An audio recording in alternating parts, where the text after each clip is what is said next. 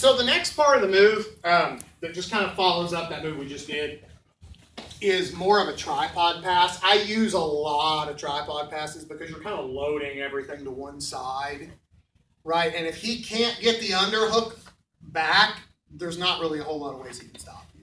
He can go to butterfly half, but that actually is kind of something you want him to do for this particular passing series, so it's not the end of the world.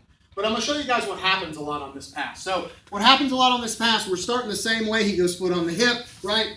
We kill it, right? We get everything where we want it, and then they do what I call box you in. And what they do is they get on their side, yeah? They throw that leg over your back, and they kind of connect it to your hip, and they use their hands here to frame your shoulders, right? And it just becomes really hard to get through here.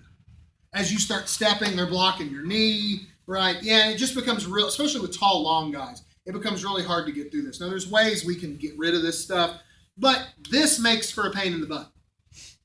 I can't just, it's hard to just kind of squirt through here and make this work. So when a guy boxes you in like this, especially if he's got both hands here kind of stopping you, this can become really a pain in the butt to deal with. So here's what we're going to do. We can't get an underhook most time, because he's fighting me, he's kind of keeping me, yeah, it's really hard to get an underhook on this side.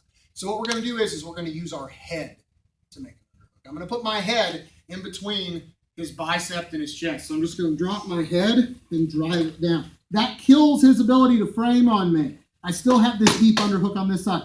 Now we're going to tripod up on our head and our feet. Our hand does not come out like this to get Kimura, it's still in. And I'm using lots of pressure here to open him up. Now I can use my hand to push, and I'm just going to turn and baseball slide my leg through the hole. Right? And then I can turn, get my head control. So, one more time, we're trying that first pass. We've killed the hook the way we want. We've gotten everything. Back. Getting ahead of yourself, Seth. So he goes foot on the hip. I've killed it. Right, I've rolled it. I've gotten everything to here, but then as I start my shuck pass, he gets on his side and boxes me in, throws that foot over my hip.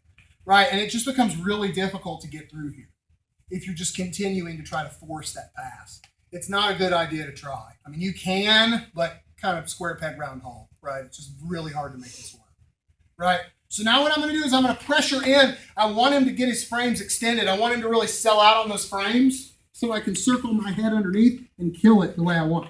And notice I don't keep all crouched up with my back bent. I don't want my back arched. I want to start stretching him out to get my spine straight. Now my entire spine is, and my head is my underhook. And the cool part about that is now I can start using my whole arm to block this bottom knee. I'm still keeping a tight underhook on the opposite side. My hand is just glued to the floor.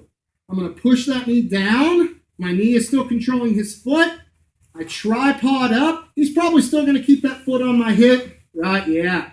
And then I'm literally just going to push and baseball slide my hips through the hole.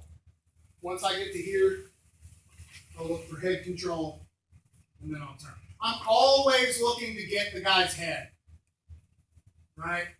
Just for future reference, guys, anytime you guys are going to side mount initially, you should always be trying to get that shoulder pressure. They should always be trying to stop you. If they don't, it's their fault. But you should always be trying to get that.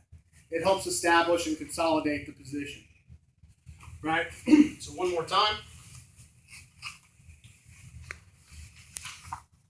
All right. I'm getting everything's the same, right? We're trying that first shuck pass. I'm getting everything the way I want it, but then as I start to go, he boxes me in. Right? Yeah. Sometimes they can push on your face. Right? This happens sometimes too. Right? Yeah, this can be a pain in the butt. This position right here can be rough. So now it's when I'm going to really drive in to get him to sell out on those frames. I'm going to duck. Remember, I want to drive until I can get my back and my spine straight. And I'm tripoding up here. And I'm controlling his knee. It's very important when I tripod up that I control his knee. Because if I just tripod with nothing, yeah, he puts me back in guard. So when I tripod up, I control that knee. Now if he tries to push that foot through, not going to happen, right? Baseball slide that bottom leg through just like you're doing a knee cut pass. Then I'm turning right and getting inside control. This is a really good pass for like tall, lanky, flexible guys who are really good at boxing you in, and a lot of them are.